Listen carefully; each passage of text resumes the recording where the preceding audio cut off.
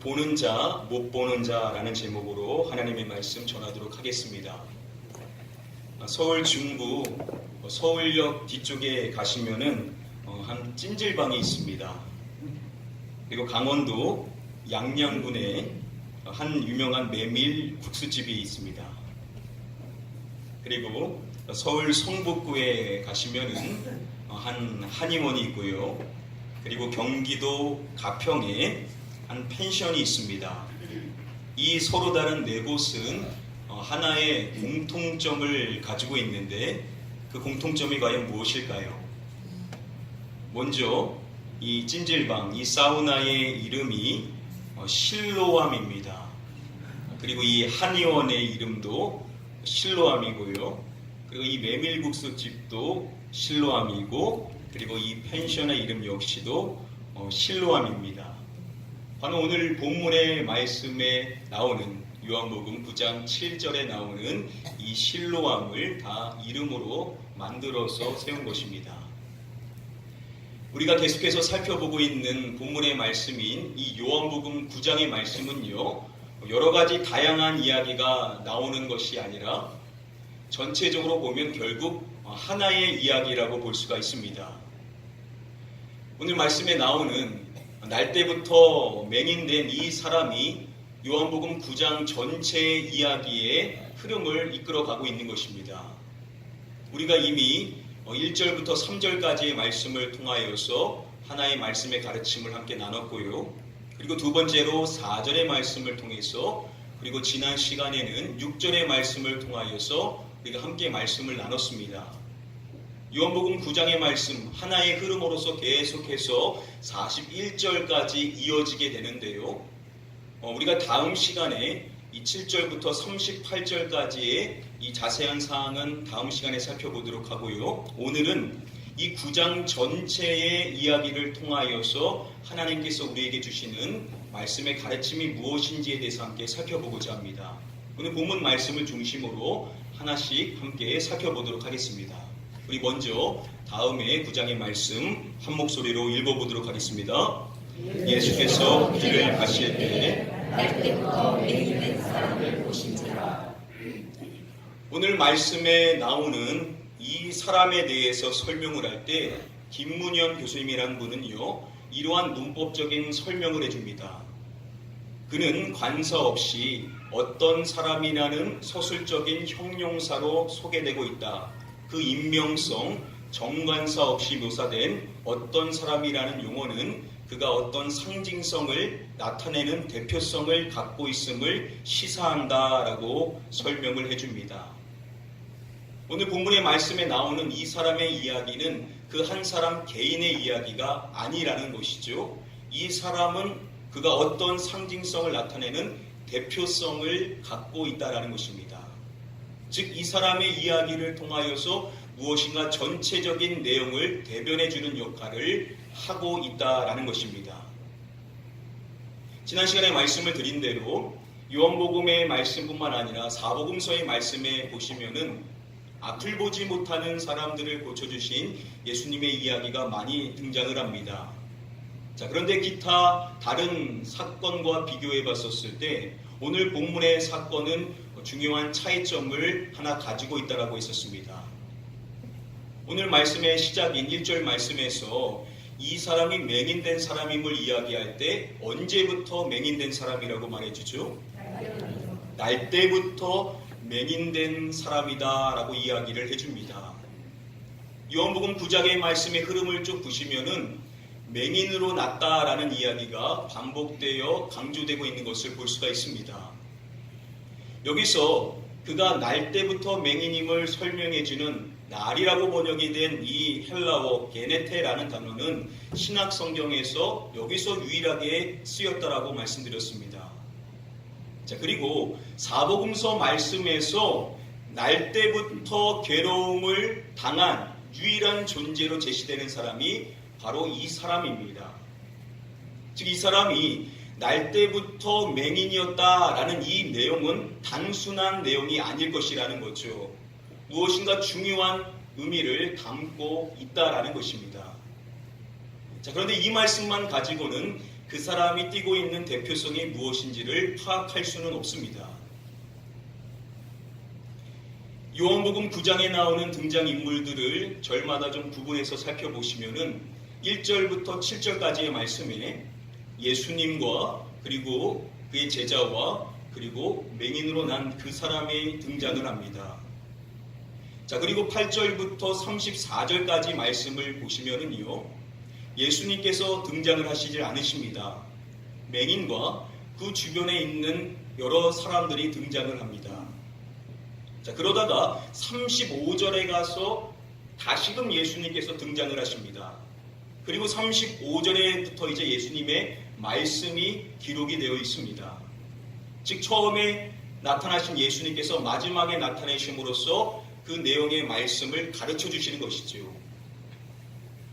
D.A. 칼슨에 따르면은요, 예수님의 그 말씀 가운데 우리는 39절의 말씀을 통하여서 날 때부터 맹인된 사람을 통하여서 하나님께서 주시는 말씀의 핵심이 무엇인지를 우리는 배워볼 수가 있습니다.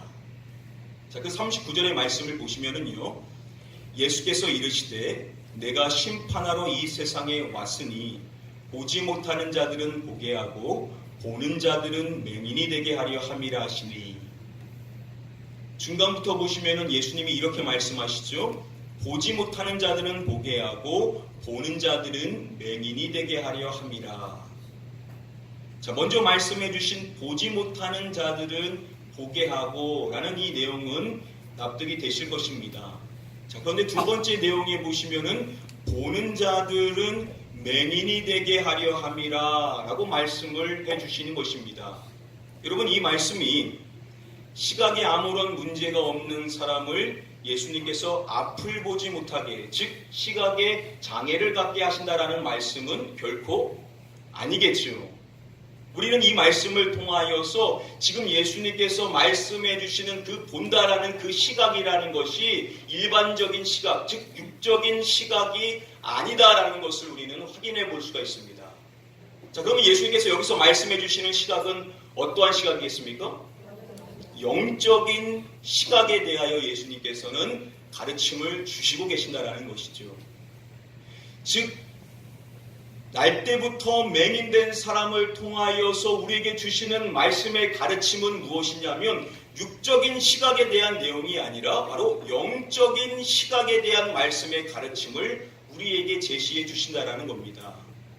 자, 이러한 이해를 갖고 다시금 1절 말씀으로 돌아가 보시면요, 날 때부터 맹인된 사람은 대표성을 띈다라고 했었습니다.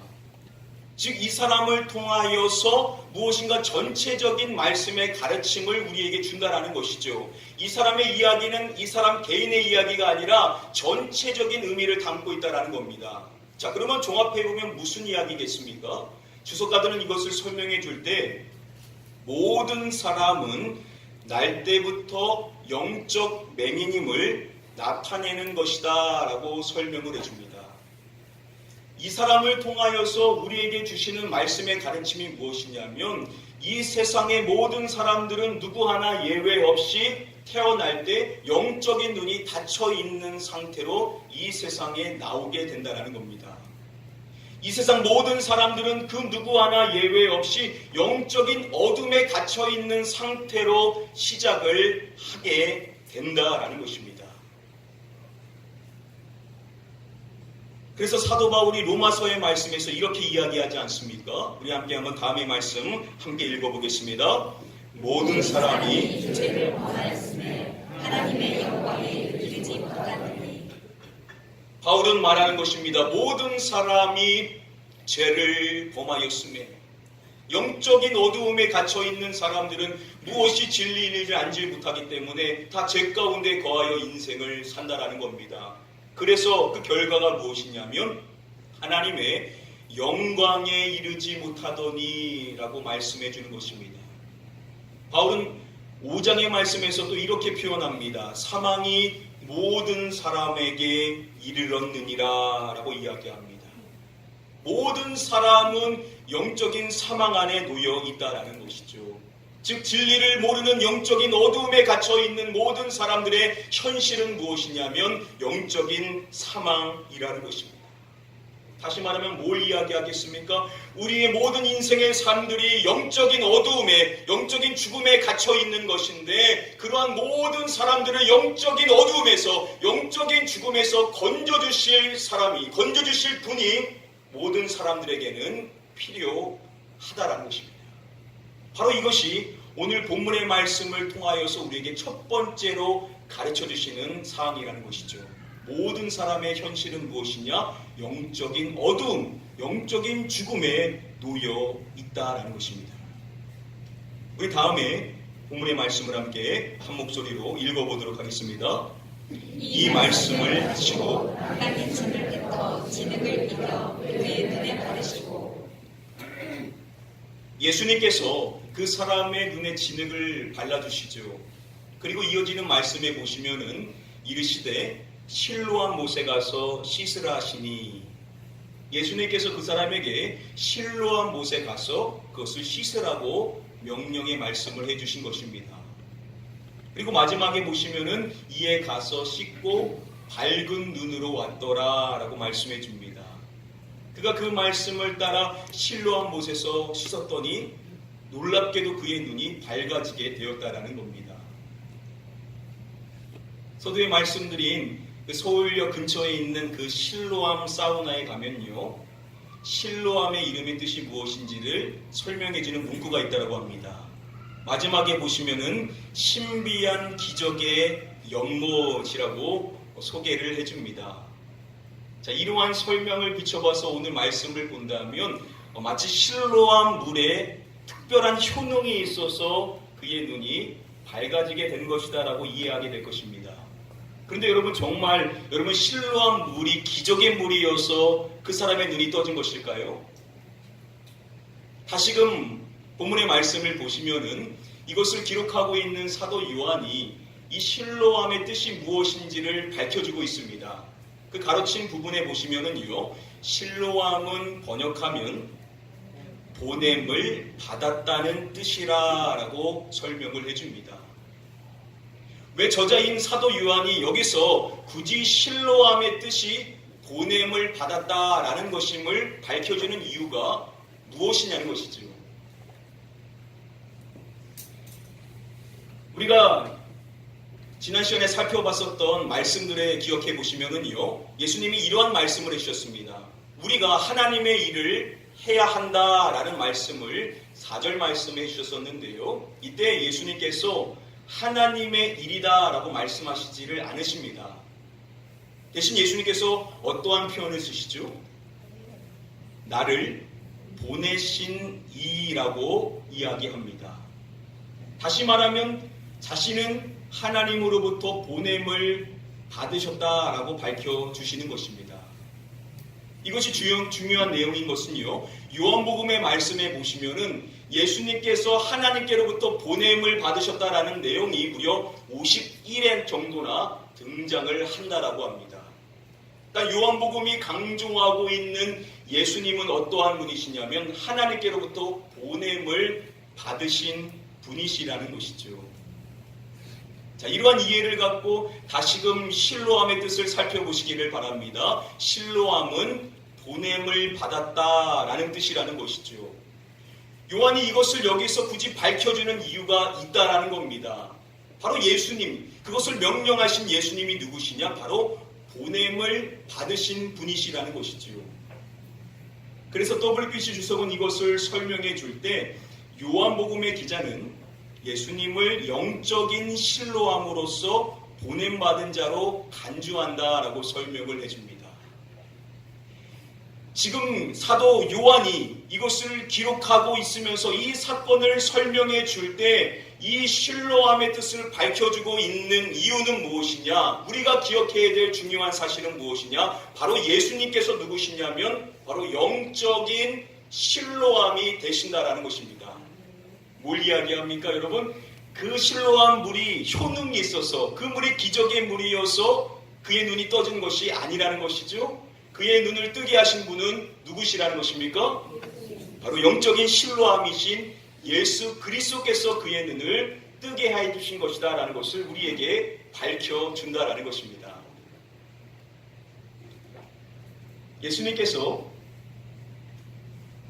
이 날 때부터 맹인된 사람의 눈을 뜨게 해주신 것이 뭘 의미하냐?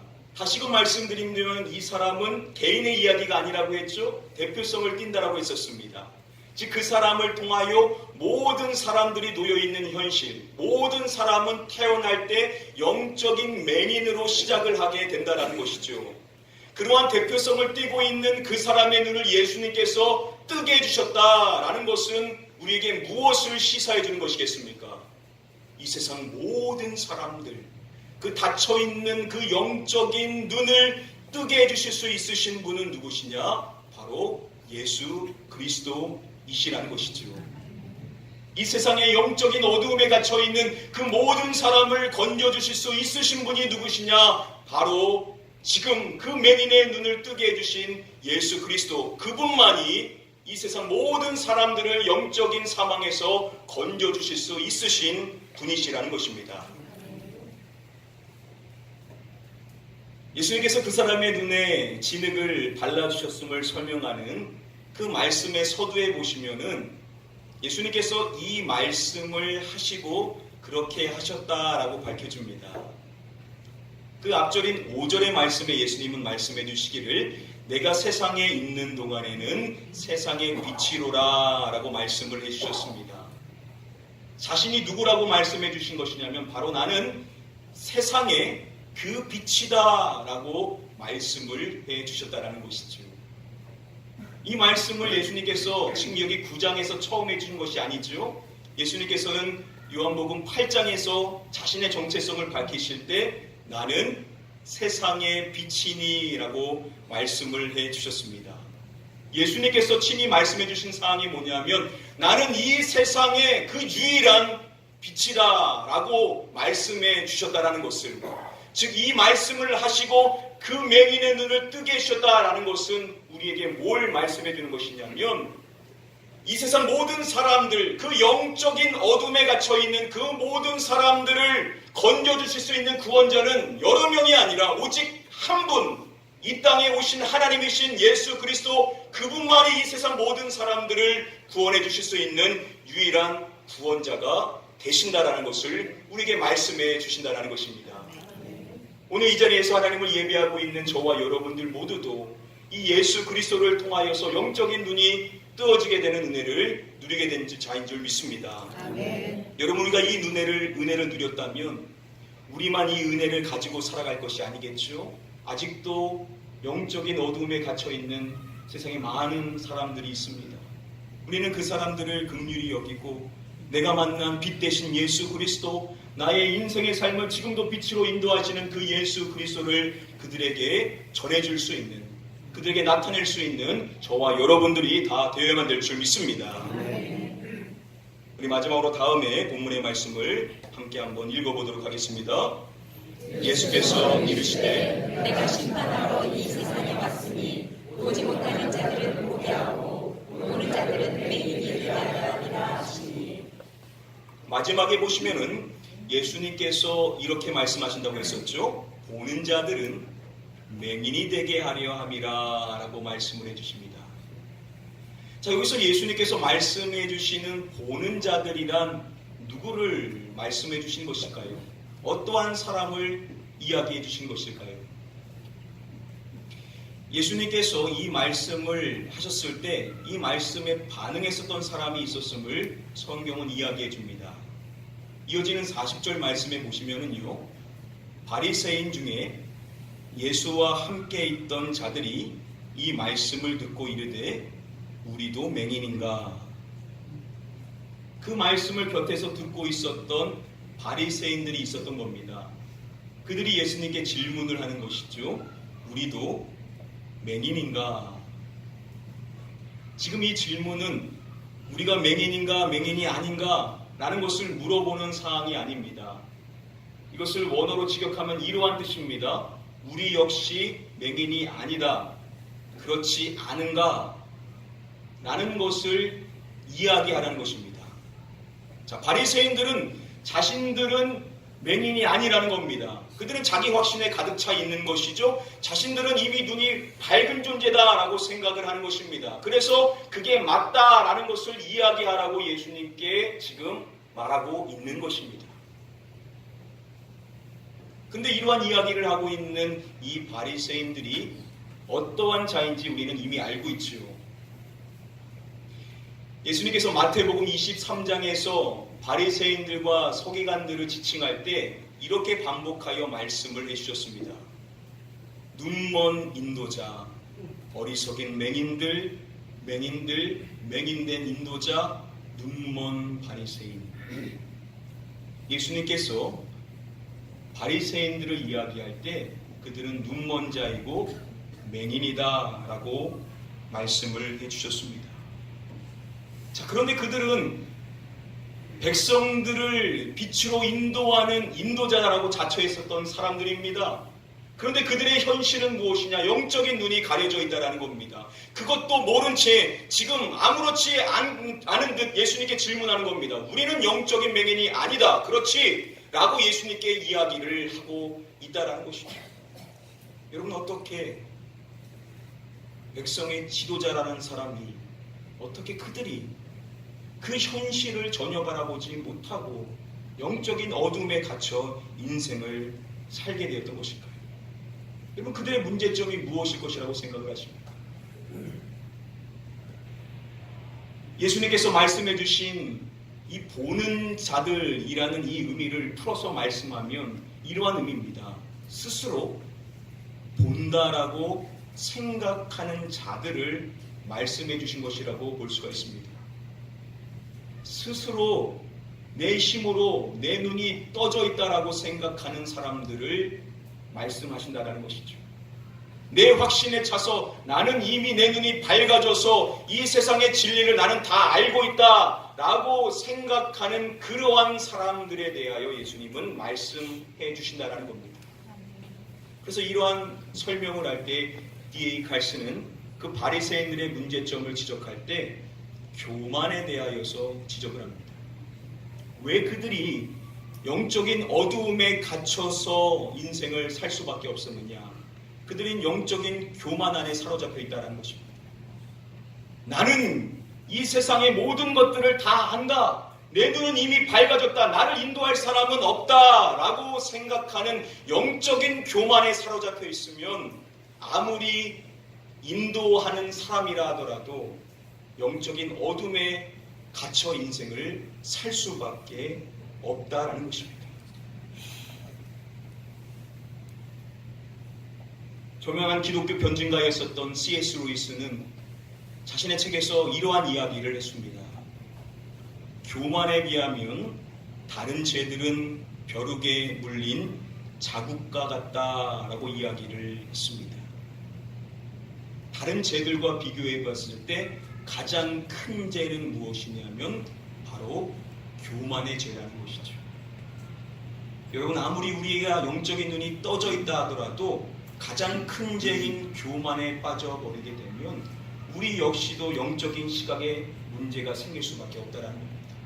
우리 역시도 영적인 어둠에 갇혀있는 사람처럼 이 세상을 살 수밖에 없다는 것이죠. 그래서 여러분 기억하십니까? 예수님께서 라오디게아 교회 성도들을 향하여서 뭐라고 말씀을 해주셨는지 우리는 기억해야 됩니다. 예수님께서 그들이 하는 말을 말씀해 주시죠. 그들은 뭐라고 말했습니까? 내가 말하기를 나는 부자라 부요하여 부족한 것이 없다 하나. 그들 스스로 말하는 겁니다. 나는 부자다. 나는 부요하여 부족한 것이 하나도 없다라는 겁니다. 자신은 모든 것이 다 갖춰져 있는 존재라는 것이죠. 바로 이 라오디게아 교회 성도들은 영적인 교만에 사로잡혀 있었던 겁니다. 자, 그러한 그들의 실상을 주님께서 밝혀주실 때 무엇에 대해서 말씀해 주십니까?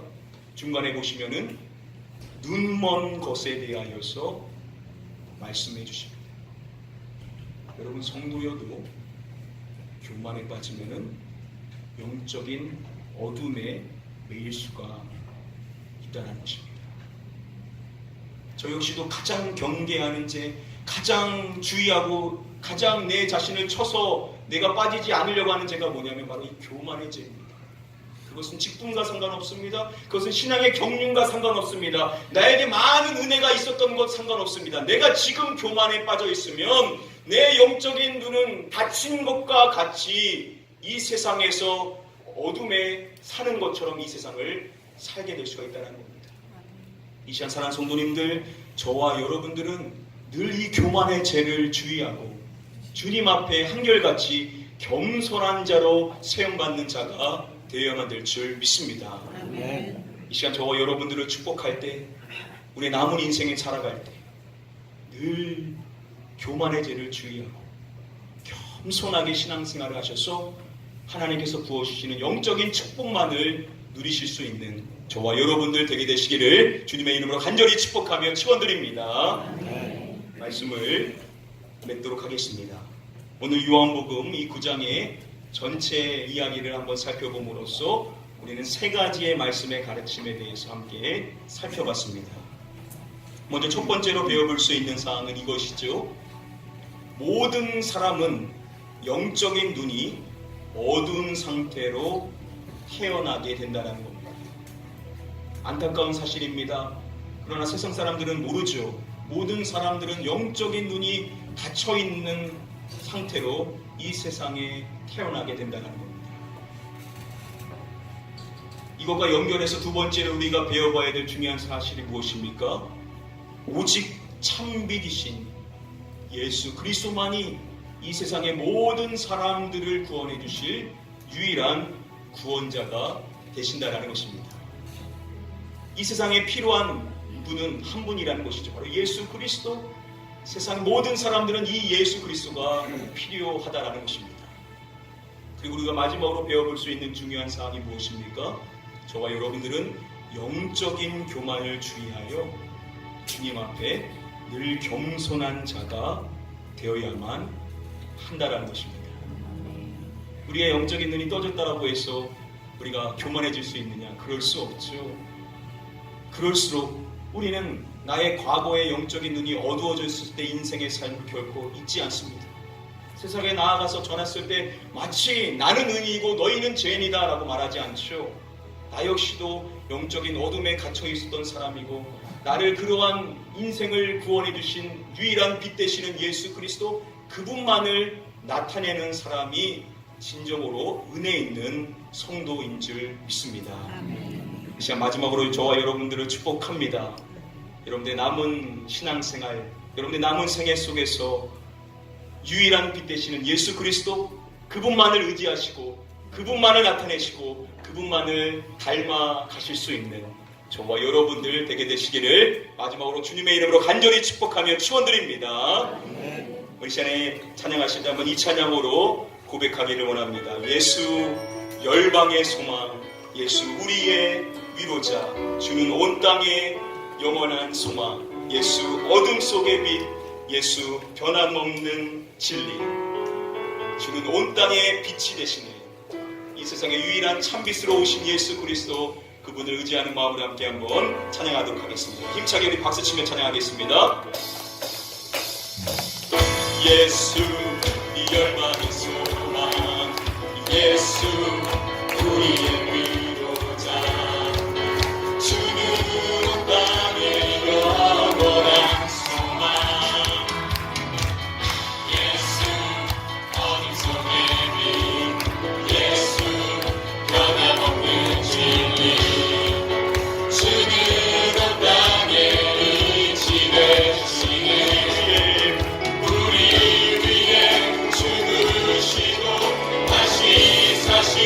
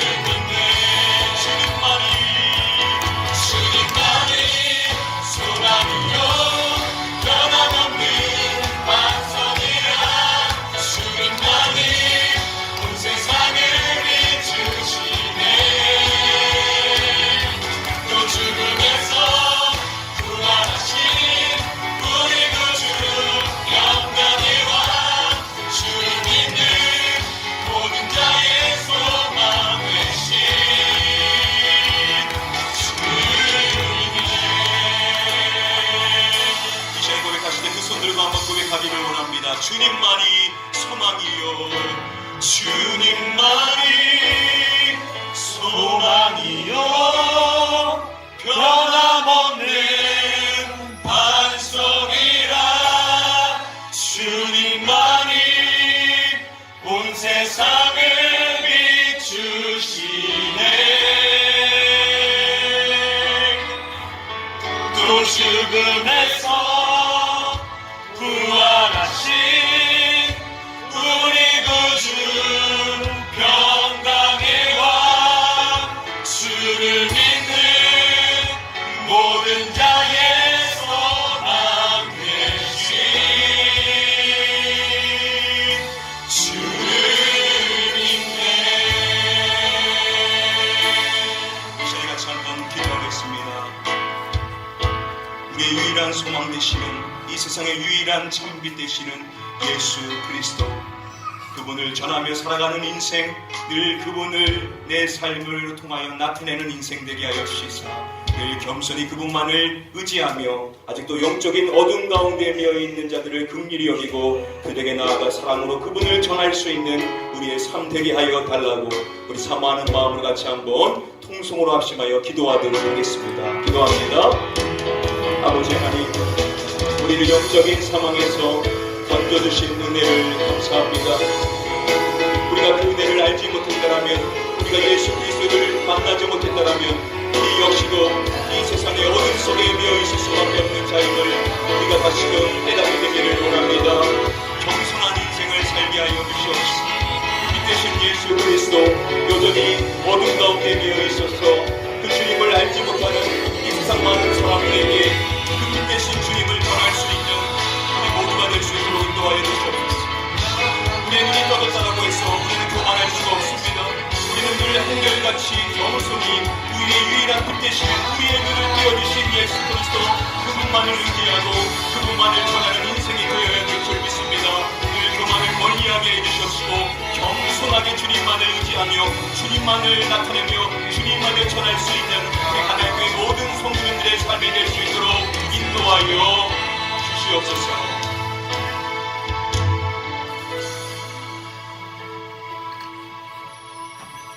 죽을 수밖에 없는 저희를 살리시고 영적인 눈을 띄워주셔서 진리를 보게 하신 주님의 은혜에 다시 한번 감사를 드립니다.